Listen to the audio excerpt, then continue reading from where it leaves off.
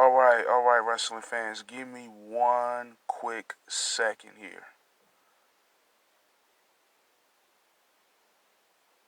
All right, volume level. Okay. All right.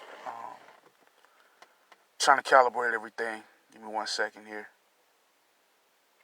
Working with some new equipment. So, all right.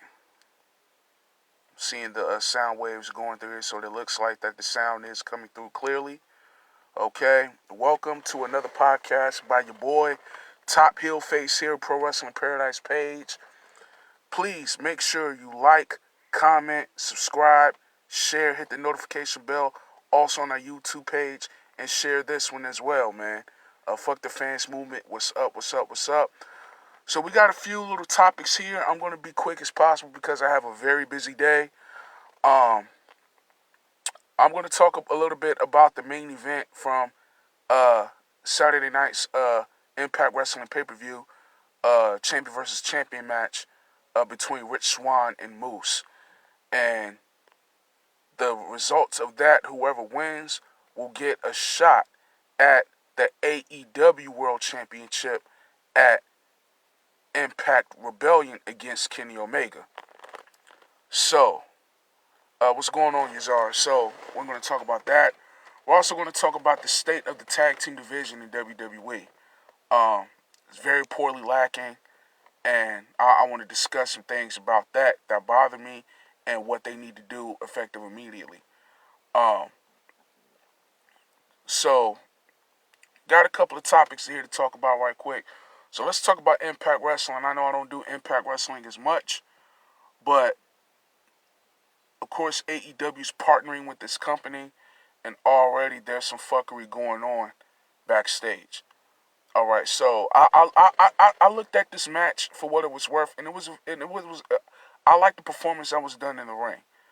The build up, could have been done better, but Rich Swann himself hasn't always been as crisp on the mic as he should be. Moose has always been better on the mic, and also he's always been a better athlete. You understand? And for you guys who have watched the match, we already know that Rich Swann beaten Moose to be the undisputed Impact World Champion, which means that he gets an opportunity at the AEW World Champion at Rebellion. All right, and this bothers me because now we're starting to see the downfall in the last days of TNA Impact Wrestling. In my opinion, I think Moose should have won that match because he is literally the main event on Impact Wrestling that has been for a while now. He's decent cutting at promos. He's very explosive in the ring. And it's nothing to take away from Rich Swann, but Rich Swann doesn't have the image of a world champion. You understand? He doesn't have that image of the world champion. You know, I've spoken on this before. You understand? If he was to change his image, all right, if he was to, brush up on his mic skills, he could have been a very good world champion. But when I see Rich Swann, I see somebody like Cedric Alexander. You understand? I see somebody like TJP. You understand that, mid-card at best. You understand? But, he was afforded that opportunity. You understand? And, he overcame. The reason why I say Moose deserves it is because Moose has been carrying that company on his back for a while. You understand? You had some of the big top stars that came through there a few years ago. Michael Elgin, Drew McIntyre, Alberto Del Rio, so forth and so on. And even though all of those people had left and went back to either WWE or wherever, Moose stayed. He's the highest paid superstar on that roster. So therefore, he should be able to at least touch the world championship. I mean, they had to bring back a retired title. You understand? But the reason why they brought that back was because we know the situation with the Impact Championship. It was stuck in Mexico with Tessa Blanchard, and she tried to hold it for ransom, and the company wasn't having it. So Moose should have won because Kenny Omega has to really be tested. Okay, he hasn't really been truly tested as a real professional wrestler in his career. So him fighting Rich Swann, that's going to be a squash match. That's not a championship pay-per-view worthy match at all. And it goes to show that Tony Khan is pretty much have bought out Impact Wrestling. Which, if that's the case, then that means that the company has no excuse to put on shitty matches or promos or pay-per-views. Because what's coming with Impact Wrestling? You got James Storm. You got Chris Sabin. You got TJP. All right, you got Rich Swann. You got Willie Mack. You got Sami Callihan. You got Ken Shamrock, who might retire when Impact shuts its doors. You got Deonna Purrazzo. You got Rosemary. Okay? You got this plethora of talent that's there. You got Black Taurus. You got Crazy Steve. All right? Great talent in Impact Wrestling. So, I can already tell you the outcome of the match for Rebellion. Kenny Omega is about to take that Impact World Championship.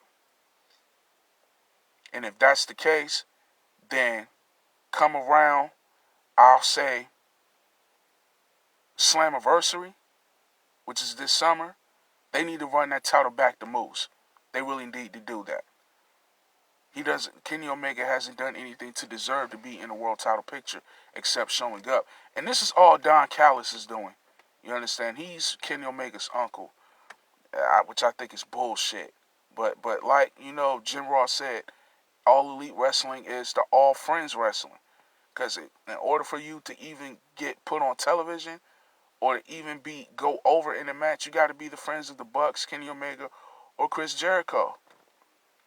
Cody Rhodes, at this current juncture, I doubt he even gives a shit. You understand? Because out of everybody that's in that company, AEW, he's the one that actually takes this craft seriously. So that's my thoughts on that, man, for the most part, man. And I'm very disappointed, with the state of Impact Wrestling. Moose deserves better than what the fuck he's getting, but hey, he's getting paid. He don't give a shit, I'm guessing. Because in my opinion, Moose can out-wrestle Kenny Omega and pretty much the majority of that damn roster in AEW. So I'm getting a report coming into the chat. Uzar is telling me that Moose's contract is coming up. So, wow. So the question is, where is Moose going to go? Is he going to stay in the sinking ship in Impact Wrestling? Is he going to go to Japan? Is he going to sign to NXT? Or is he going to go to AEW? What's going to happen with Moose? So, I can tell you right off the bat, Moose, if he's smart, I wouldn't even go to AEW.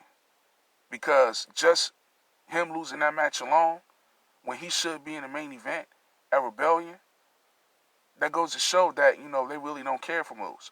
I think Moose would be better off in NXT. There's matches I want to see with Moose. I would love for them to run back Karrion Kross versus Moose again in the future. You know what I'm saying? I would love to see Moose versus Walter. I would love to see Moose versus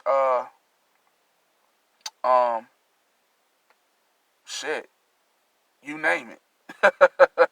Dexter Lumis, Bronson Reed.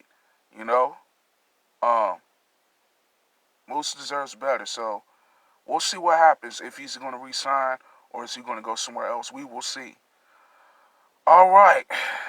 Now it's time for the sucky part of this podcast. The state of the WWE Tag Team Division. So let's run down the tag teams that we have already between Raw and SmackDown. So let's deal with Raw right now. Okay. So for the Tag Team Division on Monday Night Raw, we have the Hurt Business, the team of Shelton Benjamin and Cedric Alexander, who are now the reigning Raw Tag Team Champions at this current juncture. All right, we have the New Day, the veterans, the future Hall of Famers, the longest reigning tag champions, one of the most decorated in this era of tag champions. Okay, with Kofi Kingston and Xavier Woods. All right, we have Retribution. Okay, I don't know who Ali or who management and back decide who's going to be the tag team out of that stable. So I'll just say Retribution, which they really have no momentum. They're dead in the water. We have the Viking Raiders, who those two are still out recovering from neck injuries. So hopefully they'll return back very soon. I can't think of any other tag teams that's on Raw right now. So I'll come back to them later. Oh, we have Elias and Jackson Riker. We also have The Miz and John Morrison for right now. So those are the tag teams for Raw, which that's a horrible list. So let's move to SmackDown. Which tag teams we have for SmackDown? We got the Dirt Dogs, composed of Dolph Ziggler and Bobby Roode. We have the Street Profits, composed of Angelo Dawkins and Montez Ford. The Dirt Dogs are now your current reigning SmackDown Tag Team Champions. We have the tag team of the Gable Academy, composed of Otis Dojovic and Chad Gable. We also have, Jimmy will be back soon. We have the Usos, a.k.a. the Bloodline, Jimmy and Jey Uso. All right, which they should be undisputed tag team champions in the near future. We had Cesaro and Shinsuke, but they kind of split up into going back into singles competition. We have the returning Messiah tag team of Seth Rollins and Buddy Murphy, which makes no sense. I'll speak on that in a little bit. And we also have the father and son tag team of Dominic Mysterio and Rey Mysterio. So that's the tag team division for SmackDown. So here's the issue. None of the brands have enough tag teams to go around to call themselves a division. So just like what Yazar said on his podcast the other day with the women's division, the tag team division must be merged. They must be merged effective immediately, as soon as possible. Damn near yesterday. Because none of the tag team divisions on both brands are dead. They have no life. And it's sad because Vince doesn't really value tag team wrestling. You look at NXT and NXT UK, they value tag team wrestling so much that they had to create a NXT women's tag division, right? So tag team wrestling takes precedence over there in NXT, which is a very good thing. But when you get up to the main roster, you see Vince done split up Heavy Machinery, which was dumb.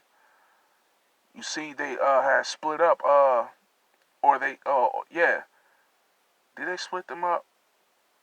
Yeah, they split up the Iconics, which made no sense. So,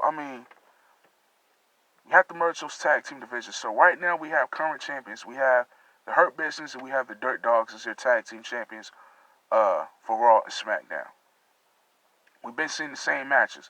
We've been seeing Hurt Business versus New Day, Hurt Business versus Retribution, Hurt Business versus whoever they could scrounge up on Monday Night Raw. Then on SmackDown, you got the same thing. You got the Dirt Dogs fighting Street Profits, the Dirt Dogs fighting the Gable Academy, and that's it. You know what I'm saying? The divisions are very, very dead. So you got to merge those divisions. So this is what needs to happen, and you can both do this to build up to SummerSlam, because I'm not going to do a year-long booking. That'll be too much. All right? You could book this up until SummerSlam. I'm going to do it short-term because this needs to be changed immediately, because fans are coming back at WrestleMania. So, what you could do is this. Call up one tag team, two tag teams from NXT. One from the UK division and one from the NXT local. You could put one on SmackDown and you could put one on Raw. And you could have a tournament to see who could be the number one contenders for the tag team titles at WrestleMania. Okay?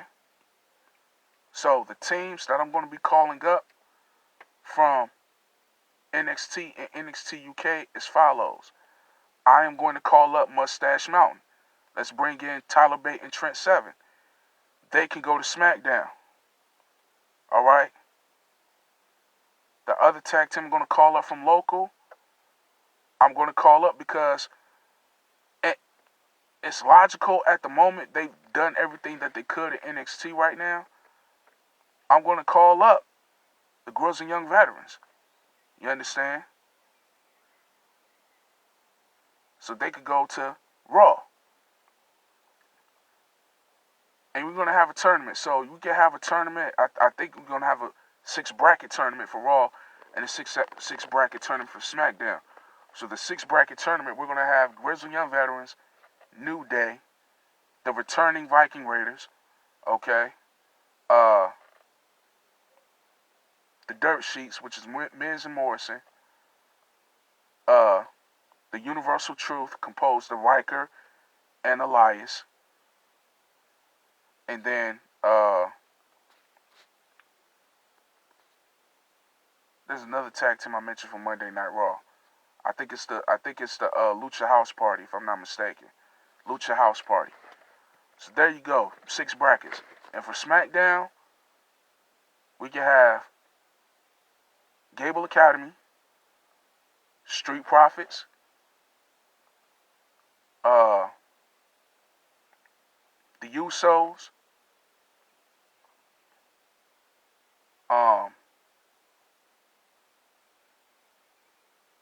can add Mustache Mountain to the mix, and whatever tag teams that they have available that they're not putting on television right now. So, because in the tournament, in the long run, who you want at WrestleMania to face each other is for Raw to have the Girls and Young Veterans versus the Hurt Business, and then for SmackDown, you can have Trent Seven and Tyler Bate Mustache Mountain versus the Dirt Dogs. Alright? And this is going to build both of them up because they really have nothing to lose at this current juncture. Because right now we have Bobby Lashley as World Heavyweight Champion. I think MVP's only really focused on Bobby Lashley. He's really not focused on the tag team all like that. So MVP might let them go eventually. So we might see a breakup in the Hurt Business soon. So we're gonna have the Hurt Business lose their tag team championships to the Grizzly Young Veterans, and then have Trent Seven and Tyler Bate beat the Dirt Dogs, right? And then at SummerSlam, all right, we're gonna have a title unification match, right? In this title unification match, we're going to have Mustache Mountain go over because, again, the Usos is on SmackDown. So this is going to set up for something in the future. In the future pay-per-view. Because soon as you merge the tag team divisions over, all you need to do left is merge the world titles over, which is the Universal Championship and the World Championship. So that's going to set up automatically a beef with Mustache Mountain and Bobby Lashley versus the Bloodline. Alright, so at Survivor Series, we're going to have the Usos versus Mustache Mountain taking the Undisputed World Tag titles away from Mustache Mountain, and we already know that the Usos is going to destroy those guys. And Mustache Mountain is not going to lose anything from this because they can easily go on Monday Night Raw, spark up that legendary feud again with the Grizzled Young Veterans, which I enjoyed when it was in UK. All right. And the Usos is going to buff up that tag team division themselves anyway. They're going to be a great asset to the tag team division, help brushing up the tag team division. So that will pump life back in the tag division just by putting on great wrestling. All right. And great storylines. And then, of course, that Survivor Series by proxy, Bobby Lashley is going to lose to Roman Reigns. You understand? So that would end the brand feud. And the reason why you want to end the brand splits is because the brand splits is hurting the company right now. You got all the crappy wrestling on one brand, and you got all the quality wrestling on another brand, but you don't have enough stars to go around for enhancement talent. That's the issue here. You understand? So, merge the tag team divisions. At the end of the day, have the Usos becoming the undisputed World Tag Team Champions. Because that's what needs to happen down the line anyway. Pump life into that division. Not everyone can be mid-card, main event talent, all like that. All right. I have some honorable mentions in my list who could have been moved up, but it's not likely because they either dread the main roster and or they're pretty much at the end of the rope in their career. So one tag team that I had in the honorable mention was DIY, reforming DIY to go to the main roster and run through that tag team division. Another honorable mention I had was Undisputed Era, but they're broken up. You understand? Another honorable mention I had was Imperium. I don't think they really want to go to the main roster like that. I think they're comfortable in NXT. Another honorable mention I had was Breezango. There's a reason why they moved that back to NXT because they had no life on the main roster. If you didn't want to move anybody up, are there people backstage that are not being used that could be used in the tag team? Yes. Remember, Andrade asked for his release. They didn't let him go. So what you do is you tag team, you partner him back up with Garza. I think there was a wonderful tag team when Zelina Vega was there. So you partner them back up. Keith Lee's not doing anything.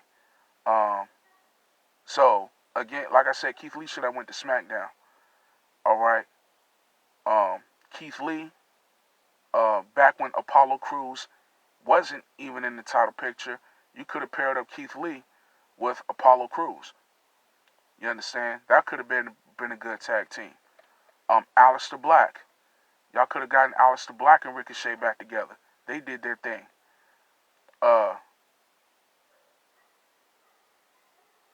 Retribution. I don't know what to say. You know what I'm saying? They have no life into them. That's why I didn't even name them in the tag title picture. You understand? But if they was to switch up their gimmick a little bit, Dijakovic and Dio-Matic could have made a decent tag team for what it was worth. All right. And that's all I have, man, for this podcast. Like I said, I was going to keep it short and sweet. I wish it was a little bit well thought out, but I guess it wasn't. Getting something from Yazar here, says Breezango was better on the main roster than NXT. Look back at 2016 SmackDown, they were over. You got a point. But, I mean, well, if that was the case, why did they go back to NXT? You know, I guess after the Ascension got their release papers, their usefulness on the main roster was over. If I'm assuming that. So, I don't know. But they just returned on NXT, so, and now they're beefing with the Legado faction, the Legado faction, which I see Joaquin Wilde and Raul Mendoza beating the shit out of them. I think Breezango's just there for enhancement talent at this current juncture. Santos Escobar is good, man. His stable is real good. And it looks like that Jordan Devlin, the UK's Cruiserweight Champion, will be coming to NXT local real soon to face Santos Escobar for the Undisputed Cruiserweight Championship at TakeOver Stand and Deliver. In my opinion, who I think needs to win that? Jordan Devlin. Why? Because he's young and he's fresh. Santos Escobar needs to be moved up to the North American title picture like now. Gargano is killing that mid-card division. He's killing it. He's killing it. It's dead in the water. He's doing all of this silly shit that doesn't fucking make sense. You know what I'm saying? He has a stable which is not elevating Indy Hartwell and Austin Theory at all. They're running around trying to beef with Dexter Lumis, which is silly as hell. Alright? So Santos Escobar needs to lift that title up off of Johnny Gargano. And I think I'll enjoy that very much. And somewhere down the line, Joaquin Guadarrama Mendoza, they could take the NXT tag titles. There you go. That needs to happen real soon. So that's it for my review, man. It's been the TopHeelFace here. Everyone enjoy their day.